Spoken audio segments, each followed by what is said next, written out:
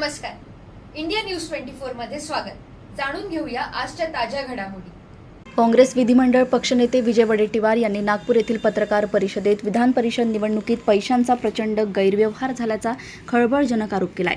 ही निवडणूक लोकशाही प्रक्रिया न राहता पैशांचा बाजार बनली असून यात 70% लोक विकले गेल्याचा गंभीर दावा त्यांनी केला.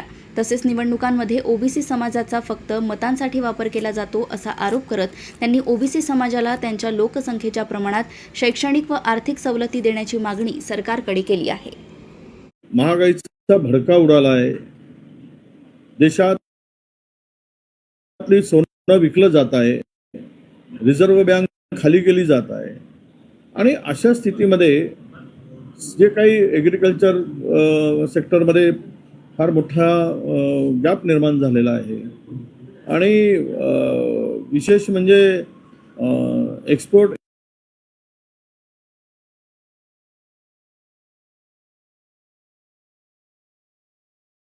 इम्पोर्टमध्ये प्रचंड घट झाली आहे. आता कोणी सांगत असतील की 2014 मध्ये व्हिएतनाममध्ये तुलना केली आणि भारताची, तर भारताच्या आणि व्हिएतनामच्या तुलनेमध्ये तिथे 213 मिलियनची एक्सपोर्ट होत होतं, ते आता 400च्या पुढे गेलं, 213. आणि भारत 2014 मध्ये 330च्या आसपास होतं, ते 410 ते 420 वर गेलं. म्हणजे 30% ग्रोथ झाली. तिकडे डबल ग्रोथ झाली. आणि अशा स्थितीमध्ये आपली पाठ थोपटून घेणं आणि देशाला उद्ध्वस्त करणं, आज जे काक्रोच जनता पार्टीनं आंदोलन उभं केलं किंवा तरुण एकवटले आहेत, त्यामुळं आता युवा शक्ती शांत बसणार नाही. हा तरुण आता रोजगारासाठी भटकणारा या देशाला उद्ध्वस्त होताना बघणार नाही आणि त्यातून या आंदोलनातून देशातील परिवर्तनाची सुरुवात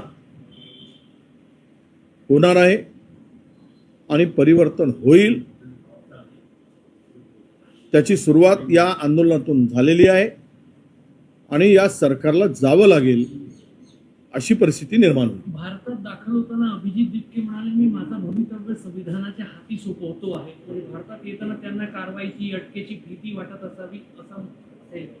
भीती काय, शेवट हे तर जी प्रवृत्ती आहे देशाच्या खुर्चीवर बसलेली, ही काही महात्मा गांधींच्या विचाराची आहेत काय? ही तर हिटलरच्याच विचाराची आहे. त्यात काय लपून राहिलं आहे काय? काय छपून राहिलं आहे काय? त्यामुळे एखादा सत्यासाठी लढतो आहे, सच्चाईसाठी रस्त्यावर येतो आहे, त्याला दाबण्याचं काम गेल्या 12-13 वर्षामध्ये सगळा देश बघतोय.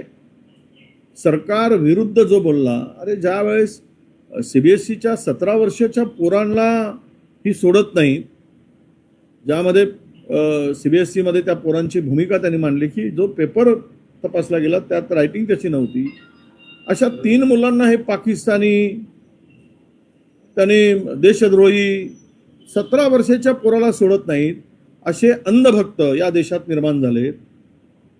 त्यामुळं स्वाभाविक आहे की त्या अभिजितला असं वाटणं.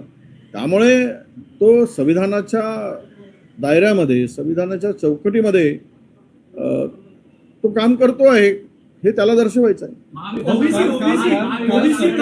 ओबीसी मराठा समाजाला सवलती दिल्या जाणार आहे, ओबीसी नेते म्हणून काय वाटतं? असं आहे, या सरकारची भूमिका ही कधीच ओबीसीच्या बाजूने राहिलेली नाही. महाराष्ट्र सरकारची मतं घेण्यापुरतं, म्हणजे गाईचं दूध काढण्यापुरतं वासराला गाईच्या स्तनाला लावणं आणि मग ओढून घेणं, मग दूध काढत बसणं, अशीच प्रवृत्ती या सरकारची आहे ओबीसीच्या बाबतीत. आता जर सर्वांनाच या सवलती दिल्या गेल्या आणि सर्वांना जर पुढे, म्हणजे त्यामध्ये हा स्पर्धेत कसा टिकू शकेल? बरं, लोकसंख्येचाही ओबीसीचा विचार केला नाही. जेवढे तुम्ही सारथीला देताय तेवढे आम्हाला देताय. या सवलती देत असताना देशातील ओबीसी 50%च्या वर आहे. मग तेवढी तरतूद करायला पाहिजे. पार्टी सारथी तार्टी याबरोबरच जर पैसे मिळत असतील तर इतक्या मोठ्या समूहाचा समाजाचा कसा विकास होईल. परत त्यांना देण्याला आमचा विरोध नाही. तुम्ही SC ST प्रमाणे आम्हाला स्कॉलरशिपमध्ये 100% सवलती द्या ना. जे विलासरावांनी 50% सुरू केली होती 2004 मध्ये, विलासराव देशमुख साहेब मुख्यमंत्री असताना. तुम्ही आम्हाला 100% सवलती OBC साठी द्या. याच्यात भटक्या जमाती आहेत, भटक्या विमुक्त जमाती आहे आणि खूप गरीब समाज आहे. आणि अशामध्ये ह्यांचा इतरांना सवलती देत असताना यांची अडचण होऊ नये, यांची कुचंबना होऊ नये हा विचार केला गेला पाहिजे. महाविकास आघाडीवरती आरोप होत आहे, बिनविरोध आघाडी तुमची आहे, तुम्ही पराभूत होणारे उमेदवार सुद्धा उभे करू शकत नाही. शैलेश अग्रवाल उमेदवारांना अचानक मागे घेतलं. काँग्रेसकडे पराभूत होणारे उमेदवार सुद्धा तुम्ही आणू शकत नाही विधान परिषदेमध्ये. त्याचं थेट उत्तर काय, उत्तर भूमिका काय? भंडाऱ्यामध्ये नाना पटोले इतकी दिग्गज नेते असणारे त्यांचे उमेदवार दोन्ही मतदारसंघात काँग्रेसच्या उमेदवाराला माघारी करू शकले नाही विधान परिषदेमध्ये. असं आहे, विकत घेणारा हा बाजार मानला आहे राजकारणाचा. राजकारणाचा बाजार झाला आहे. रस्त्यावर बसून वाटेल ते घेता येतं, वाटेल ते खरेदी करता येतं असा समज नाही, अशी खात्रीच भारतीय जनता पक्षाला झाली आहे. म्हणून प्रचंड भ्रष्टाचार करून पैसे गोळा केले. सगळे रेकॉर्ड मोडले गेलेत भ्रष्टाचाराचे. हा देश विकला गेला. जो देश नाही विकणे दूंगा म्हणणारे देश विकला, देश विकून खाला. हे पैसे आले कुठून? जर हे उमेदवार विकले गेले तर कारवाई दोघांवरही व्हायला पाहिजे, घेणाऱ्यावरून आणि देणाऱ्यावरून. दोन्ही जबाबदार असतात. लाच घेणाराही असतो आणि लाच देणाराही असतो. जर विकले गेले त्यांची चौकशी व्हायला पाहिजे, एक गोष्ट. दुसरी गोष्ट अशी की जे उमेदवार उभे केले ते जर त्यांना एकतर उमेदवारच उभे व्हायला तयार नाहीत, कारण या प्रचंड शक्तीपुढे 10-10 लाख 15-15 लाखाचं जर मार्केट ओपन झाला तर कोण हिंमत करेल? शेवट कोणी ही निवडणूक म्हणजे आता काल सुधीर मुनगंटीवारांनी स्पष्टच भूमिका मांडली भारतीय जनता पक्षाच्या नेत्यांनी. ते तर हेच म्हणले की या निवडणुकीमध्ये जे काही चालतं त्यामुळे या निवडणुकाच होऊ नयेत विधान परिषदेच्या. इथे जो नगरसेवक निवडून येतो तो कोणाचाच नसतो. तो फक्त या विधान परिषदेमध्ये कोण देईल याच भूमिकेत असतो. हे आता अनेक ठिकाणी दिसून आलेलं आहे. काही प्रामाणिक आहेत, 25-30% असतील, पण 70% लोक विकले जातात. पुन्हा आरोप करतोय.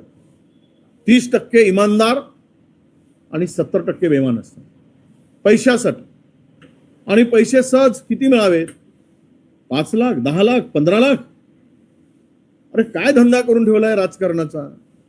याचा विचार कोणी मानणार आहे की नाही? आम्हालाच प्रश्न विचारणार. हे पैसे आले कुठून? कुठल्या याच्यातून आले? काय सोर्स? आता आम्ही उमेदवार उभे केले ते विकले गेले. अनेक वेळा यापूर्वी निवडणुका अनुभव झाल्यात, नाही झाल्या असं नाही. पण आता उमेदवार बिना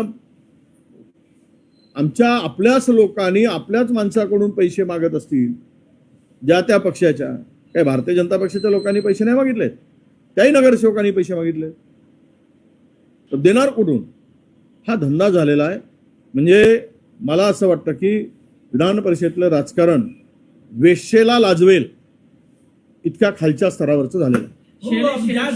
शैलेश अग्रवाल यांनी जेव्हा उमेदवारी परत घेतली त्यांनी असं काँग्रेस पक्षातील काही लोकांनी दगाबाजी केली चंद्रपूरमध्ये, असा त्यांचा रोग होता बोलण्याचा. काँग्रेसच्याच नेत्यांनी काही लोकांना पैसे दिले आणि सांगितलं की मी जिथे म्हणेल तिथेच मतदान करायचं. नाही, हे मी ऐकलं आहे की काही नगरसेवकांना 5-5 लाख रुपये एका काँग्रेसच्या नेत्यांनी दिलेत असं मी ऐकलं आहे. पण माझ्यापाशी त्याचा संदर्भात नाही. मला एक माझाच नगरसेवक येऊन सांगितला की ते पैसे आम्हाला 5-5 लाख रुपये, मी सांगेल त्यावेळेस त्यांनाच मतदान करा, हे ठेवा. हे पैसे कुठून आलेत, कुणाचे होते, कशाच्यामुळे मिळाले, हे काही त्यांनी कोड करून सांगितलं नाही.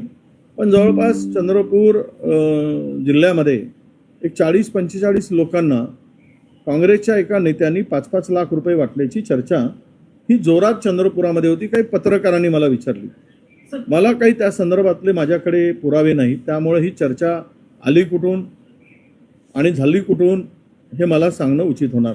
शैलेश अग्रवालवर जेव्हा कारवाई होते की त्यांनी माघारी घेतली, मग हा जो नेता जो कोणी असेल ज्यांनी पैसे वाटले त्यांच्यावरही पक्षाने कारवाई करायला हवी. आता शैलेश अग्रवालकडे जर काही माहिती असेल उमेदवाराकडे तर त्यांनी ती हायकमांडकडे द्यावी, वरिष्ठांच्याकडे आमच्या, की हे पैसे असे असे वाटले गेलेत आणि इथून पैसे आलेत, अमुक अमुक नेत्यांनी पैसे वाटलेत. त्यांच्याकडे माहिती असेल तर हायकमांडला कळवली तर बरं होईल. शैलेश अग्रवाल तुम्ही म्हटले की जे उमेदवार आहेत ते विकले गेलेले आहे. दोन्ही भंडारा आणि चंद्रपूरचे दोन्ही उमेदवार विड्रॉ केलं त्यांनी, ते विकले गेले असं वाटतंय का तुम्हाला? नाही, आता मी माझ्याकडे काय त्यांनी दिलेले पैशाची माहिती आहे? मी काय साक्षीदार आहे? पैसे मोजताना मी होतो, पैसे देताना मी होतो. आता हे जर ज्या वेळेस अशी परिस्थिती निर्माण होते तर त्यावेळेस लोकांना स्वाभाविक वाटतं की हे विकले गेले. मी काय म्हणू, जर आता जो प्रश्न तुम्ही केला की आमच्याच एका नेत्यांनी 5-5 लाख रुपये दिल्याची माहिती चर्चा जोरात होती, त्यामुळे पुढचा उमेदवार घाबरणारच, स्वाभाविक आहे. त्याच्यातूनही त्याला अनसेक्युर्ड वाटलं असेल. पण आता मी या सगळ्या प्रश्नाचं उत्तर माझ्याकडे कुठलाही पुरावा नसताना मी देणं हे उचित नाही. ज्यांनी उमेदवारी त्यांना निष्कासित केलं, ज्यांनी उमेदवारी दिली. अशाच ताज्या घडामोडी जाणून घेण्यासाठी बघत रहा इंडिया न्यूज 24.